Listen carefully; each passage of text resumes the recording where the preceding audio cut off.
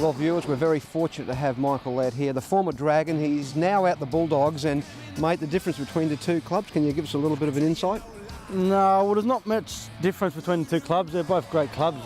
You come over here just for opportunity with the Bulldogs, and I got that a couple of weeks ago, and I was actually playing the Dragons, and I tore my hamstring, so I'm just back on the field now after 4 weeks, and let's see how I go.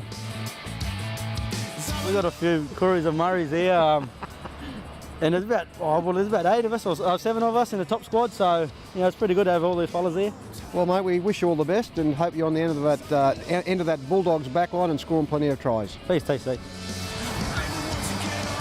Well, I'm making him look like a giant of a man, don't I? But I'm only about 5'10". But Jamal, mate, you're moving to the Titans next year. But what about your commitment here to the Dogs? Is it still 100%?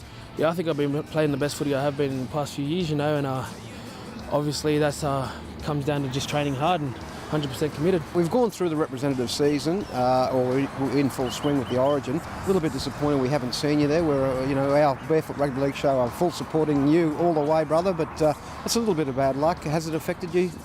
Hasn't affected me at all, actually. If anything, it just makes me want to play harder and train harder. But that's Origin, and people select who they want to select. And I guess the old cliche. Yeah, I guess the old cliche is it's out of your control. That's it, exactly. Control the things you can, and the things out of your control, just let them go by. Well, mate, don't let me hold up. Get back there and train. Kevin, is it fair to say you're not unhappy where you are at this midpoint of the season?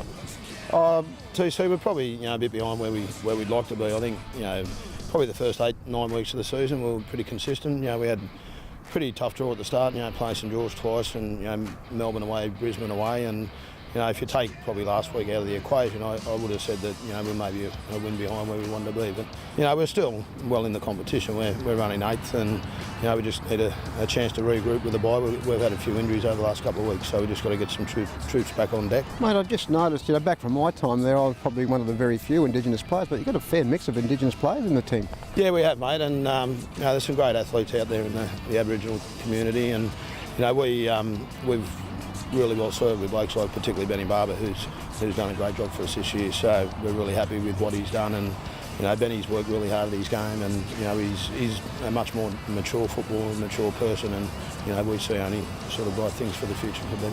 Well, mate, all the best for the back end of the season. I've tipped you for the top 8 at least. Well, we're there at the moment, mate, and I think we've got a lot of improvement in us. So we've just got to get our act together over the next couple of weeks, get a couple of wins, build some confidence, and there's no reason why we can't sort of forge our way up towards the top 4. Thank you very kindly. Thanks, mate.